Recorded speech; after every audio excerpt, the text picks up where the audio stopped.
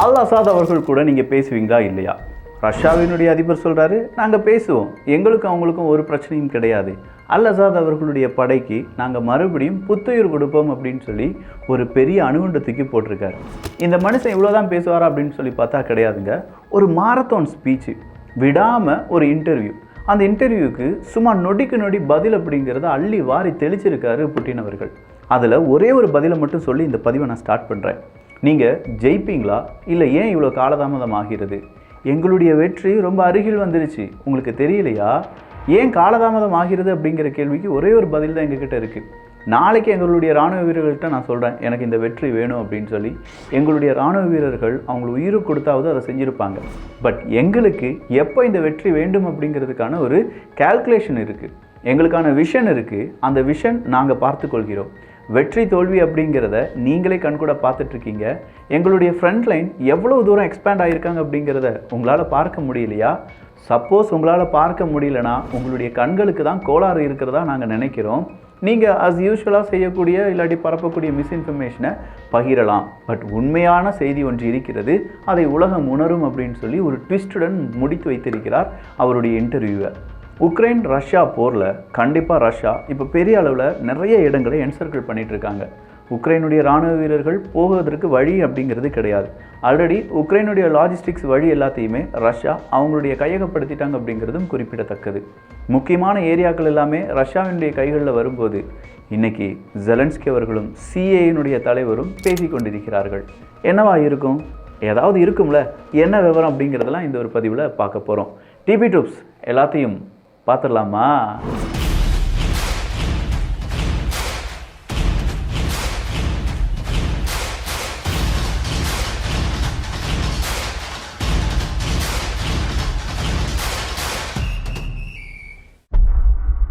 Victor is nearer அப்படிங்கிற அந்த வார்த்தை தான். ஸோ ரொம்ப சுலபமாக ரொம்ப கிட்டதான்ப்பா இருக்குது எங்களுடைய வெற்றி அப்படின்னு சொல்கிறாங்க. சரிப்பா, இல்லை டொனால்டு ட்ரம்ப் அவர்கள் வந்தாங்கன்னா இந்த யுத்தத்தினுடைய போக்கே மாறிடுமே அப்படின்னு சொல்லி புட்டின் அவர்களிடம் கேட்கும்போது, இது ஒரு அற்புதம் அதிசயம் நடக்கக்கூடிய ஃபீல்டு கிடையாது, யுத்தக்களம். இந்த யுத்தக்களத்தில் எங்களுக்கும் இழப்புகள் இருக்குது, அவங்களுக்கும் இழப்புகள் இருக்குது. இந்த இழப்புகள் இல்லாமல் ஒரு நபர் வந்து சொன்ன உடனே யுத்தம் நிற்கும் அப்படின்னு சொல்கிறது எப்படிங்கிறது எங்களுக்கு தெரியல, அந்த மாயம் எப்படி அப்படிங்கிறது தெரியல. பட் நாங்கள் பிடித்து வைத்திருக்கக்கூடிய இடங்களை யாருக்காகவும் விட்டு கொடுக்க போகிறது கிடையாது அப்படின்னு சொல்லி இப்போவே பீஸ் டாக்குக்கான ரிசல்ட்டை சொல்லியிருக்காரு. இந்த பீஸ் டாக் ஒரு புறமாக நடக்கும்போது உக்ரைனுடைய அதிபர் ஜெலன்ஸ்கி அவர்கள் என்ன சொல்கிறாங்கன்னா, பீஸ் டாக்குக்கான ஒரே வழி பவர்ஃபுல்லான இராணுவம் அப்படின்னு சொல்கிறாங்க. இவர் பேச்சுவார்த்தை வழியாக முடிக்கலான்னு சொல்கிறாரு. அவர் இல்லைப்பா, பீஸ் டாக்குக்கு ஒரே ஒரு ரீசனாக மாறுவது நல்ல ஒரு ஹெவியான இராணுவம் அப்படின்னு சொல்லியிருக்கார். இந்த ஹெவியான இராணுவம்னா 40,000 சோல்ஜர்ஸை யூரோப்பில் இங்கே கொண்டு நிப்பாட்டுங்க, உக்ரைனில் கொண்டு நிப்பாட்டிட்டு ரஷ்யாட்ட எதிராக நம்ம போவோம், ரஷ்யாட்ட போய் பேச்சுவார்த்தை நடத்துறியா, 40,000 இராணுவ வீரர்களை வச்சு உன்னை நான் ஏதாவது செய்யவா அப்படின்னு சொல்லி கேட்போம். 40,000 இராணுவ வீரர்கள் ஒரு நாட்டை சார்ந்தவர்கள் கிடையாது, பல நாடுகளை சார்ந்தவர்கள். ரஷ்யா ஏதாவது ஒரு நாட்டை தொட்டாங்கன்னா எல்லா நாடும் கொந்தளிச்சிடும் அப்படிங்கிற பயம் ரஷ்யாவுக்கு வரட்டும். அந்த பயத்தில் அவங்க பீஸ் டாக்குக்கு உடன்படட்டும் அப்படின்னு சொல்லி பக்கா பிளானை போட்டு கொடுத்துருக்காரு உக்ரைனுடைய ஜெலன்ஸ்கி அவர்கள். இவருக்கு யார் இந்த பிளான்லாம் எழுதி கொடுக்குறாங்க அப்படிங்கிறது தெரியலைங்க. இந்த பக்கா பிளானுக்கு ஏதாவது ஒரு நாடு சம்மதம் தெரிவித்தார்களா அப்படின்னு பார்த்தா ஸ்பெயின் கலந்து ஓடிட்டாங்க, அயர்லாந்து கலந்து ஓடிட்டாங்க. இன்னும் சில நாடுகள் இல்லை எங்களுடைய army peace talking peace keeping ஃபோர்ஸ்லாம் வர்றதுக்கான வாய்ப்பே கிடையாதுன்னு சொல்லிட்டாங்க. இன்றைக்கி அடுத்த நாடும் உக்ரைனுடைய இந்த ட்ராப்பில் விழமாட்டோம் அப்படின்னு சொல்லி தெரிக்க ஓடிட்டாங்க அப்படின்னு சொல்லலாம். அதே மாதிரி உக்ரைன் ஒரு கிராஸ் பார்டர் அட்டாக் அப்படிங்கிறத நடத்தியிருக்காங்க. அந்த கிராஸ் பார்டர் அட்டாக் கர்ஸ்க் பகுதியில் உக்ரைனுடைய இராணுவ வீரர்கள் உள்ளே நுழைந்தார்கள் அல்லவா? எந்த நேரத்தில் உக்ரைனுடைய இராணுவ வீரர்களை விரட்ட வேண்டும் அப்படின்னு சொல்லி எங்களுக்கு தெரியும். அந்த கிராஸ் பார்டர் அட்டாக்குக்கு அவங்களுக்கு என்ன இழப்புகள் கொடுக்க முடியுமோ அதை விட 5 மடங்கு இழப்புகளை கொடுத்து விட்டோம் அப்படிங்கிற அறிவிப்பையும் ரஷ்யா கொடுத்திருக்கிறது. அடுத்ததாக டெலிஃபோனிக் ஸ்கேமர்ஸை பற்றி பேசியிருக்காரு. நம்ம ஊரில் ஹலோ யார் விக்கியா, எப்போ உனக்கு ஒரு பார்சல் வந்திருக்குப்பா, 5,000 ரூபா கொடுத்துட்டு எடுத்துக்கோப்பா அப்படின்னு சொல்லி யாராவது கூப்பிட்டிங்கன்னா தயவு செஞ்சு போயிடாதீங்க, இல்லை 5,000 ரூபாய்க்கு கொடுத்துடாதீங்க.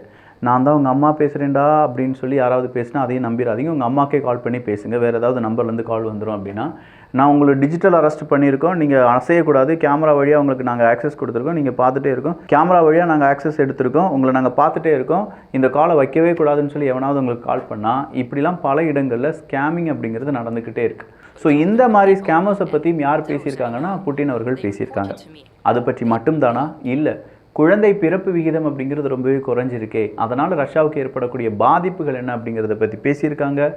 யங்ஸ்டர்ஸுக்கு லோன் கிடைப்பதில் பல சிக்கல்கள் இருக்குது, பொருளாதாரம் இப்படி இருக்கிறதுனால சண்டைகள், சச்சரவுகள், யுத்தங்கள் இருப்பதனால் யங்ஸ்டர்ஸுக்கு லோன் கிடைப்பதில் சிக்கல் இருக்குது, அதை பற்றி நாங்கள் சீக்கிரமாக ஒரு முடிவை எடுக்க போகிறோம் அப்படிங்கிற அறிவிப்பையும் புட்டின் அவர்கள் கொடுத்திருக்கிறார்கள்.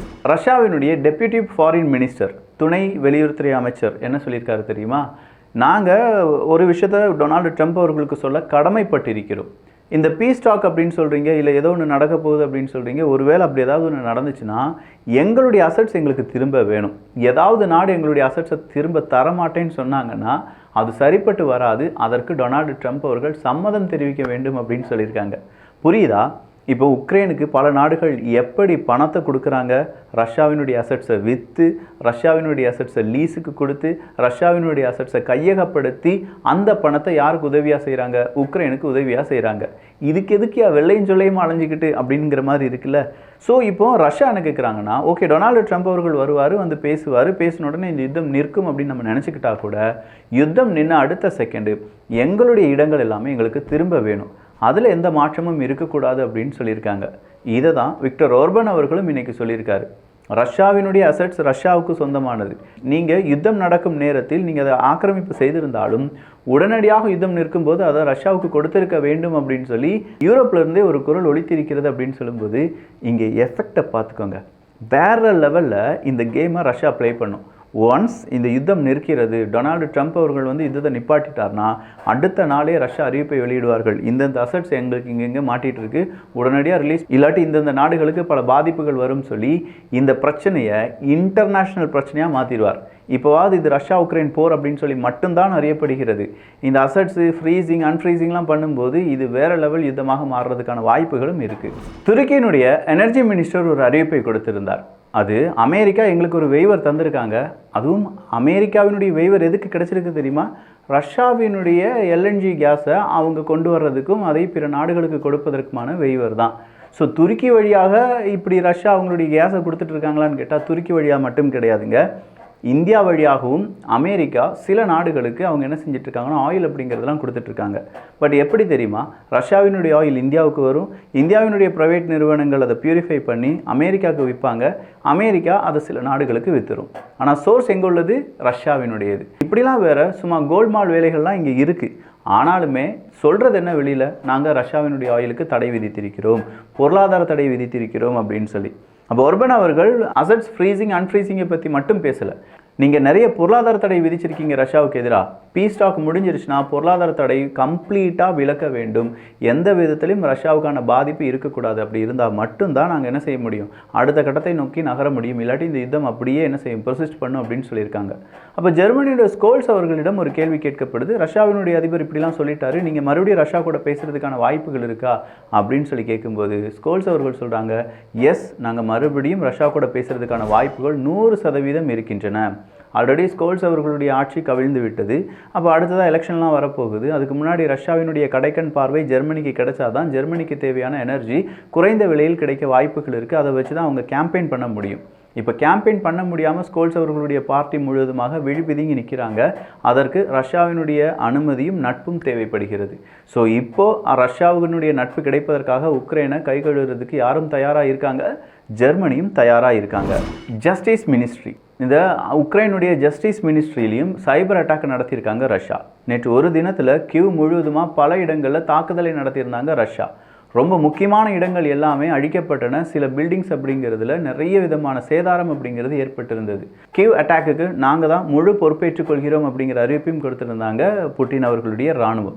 இது எல்லாமே அங்கே ப்ரெஷர் அப்படிங்கிறது பில்ட் ஆகிட்டு இருக்கு. அடுத்த வரக்கூடிய சக்ஸஸ் ரேட் அப்படிங்கிறது ரஷ்யாவுக்கு கூடிக்கிட்டே இருக்குது. உக்ரைனுக்கான உதவியாக லாஸ்ட்டாக உக்ரைன் பார்ப்பது அவங்களுடைய இன்டர்நேஷ்னல் லெவலில் இருக்கக்கூடிய அந்த ட்ரூப்ஸ் தான். ஆனால் அது உக்ரைனுக்கு கிடைக்கும் அப்படிங்கிறதுல 100% கேரண்டி யாரும் இதுவரையிலும் கொடுக்கவில்லை. இதையும் தாண்டி உக்ரைன் ரஷ்யாவுக்கு எதிராக போரிடக்கூடிய இந்த போரில் உக்ரைனுக்கான ஆயுதங்கள் குறைந்து கொண்டே வருவதாகவும் ரஷ்யாவுக்கு எதிராக அமெரிக்காவினுடைய நடவடிக்கைக்கு அங்கே இருக்கக்கூடிய நபர்களே, குறிப்பாக ஜோ பைடன் அவர்களுடைய முடிவுக்கு அங்கே இருக்கக்கூடிய நபர்களே எதிர்ப்பை பதிவு செய்திருக்கிறார்கள் என்றும் உடனடியாக உக்ரைனுக்கு கிடைக்க வேண்டிய தொகை கிடைக்காமல் போகலாம் அப்படிங்கிற மாதிரியான செய்திகளும் வெளியாகி இருக்கிறது. சிஐஏனுடைய தலைவர் வில்லியம் பர்ன்ஸ் அவர்கள் கூட பேச்சுவார்த்தை நடத்தியிருக்கிறார் ஜெலன்ஸ்கி அவர்கள். இந்த பேச்சுவார்த்தை ஏன் எதுக்கு அப்படின்னு கேட்டபோது ஜெலன்ஸ்கி அவர்கள் சொல்கிறாரு, பொதுவாக இந்த மாதிரியான பேச்சுவார்த்தைகள் ரிப்போர்ட் பண்ண மாட்டோம், பட் இந்த முறை நாங்கள் பண்ணுறோம். இது நாங்கள் இப்போ அனுபவிக்கக்கூடிய கொடுமையிலிருந்து எங்களை விடுவிப்பதற்கான ஒரு முக்கியமான பேச்சுவார்த்தையாக கருதுகிறோம். நிச்சயமாக இதற்கான பலனும் எங்களுக்கான விடுதலையும் எங்களுடைய வெற்றியும் பதிவு செய்யப்படும் அப்படின்னு சொல்கிற தகவலை ஜெலன்ஸ்கி அவர்கள் கொடுத்திருக்கிறார்கள். ஸோ ஓவராலாக ரஷ்யாவினுடைய வெற்றியும் உக்ரைனுடைய மிகப்பெரிய அளவிலான ஒரு கன்ஃபியூஷன் ஸ்டேஜில் நிற்கக்கூடிய இந்த தருணத்தை பயன்படுத்தக்கூடிய நாடுகளும், உக்ரைனுக்கு தேவையான உதவிகள் கிடைக்காமல் காலதாமதம் செய்யக்கூடிய நாடுகளும் இப்போ உலக அரசியலினுடைய மாற்றத்திற்கு காரணமான நாடுகளாக மாறலாம். டொனால்டு ட்ரம்ப் அவர்கள் வரக்கூடிய அந்த நாட்களுக்கு தான் எல்லாருமே வெயிட் பண்ணிட்டு இருக்காங்க. அப்படி ஒரு தினம் வரும்போது ரஷ்யா உக்ரைன் போர் பீக்கில் இருக்கலாம், உடனடியாக முடித்து வைக்கப்படலாம். என்ன நடக்குது அப்படிங்கிறதெல்லாம் தெரிந்து கொள்வதற்கு வியூகம் தமிழ் வியூகம் அப்படிங்கிற நம்ம சேனலை சப்ஸ்கிரைப் பண்ணிக்கோங்க. நல்லதை பகிர்ந்து நல்ல சமுதாயத்தை உருவாக்குவோம். நன்றி, வணக்கம்.